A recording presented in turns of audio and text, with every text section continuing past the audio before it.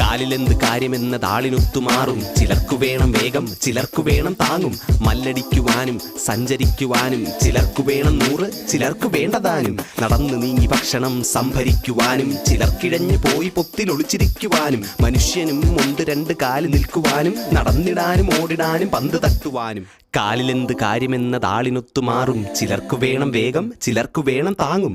മല്ലടിക്കുവാനും സഞ്ചരിക്കുവാനും ചിലർക്കു വേണം 100, ചിലർക്കു വേണ്ടതാനും.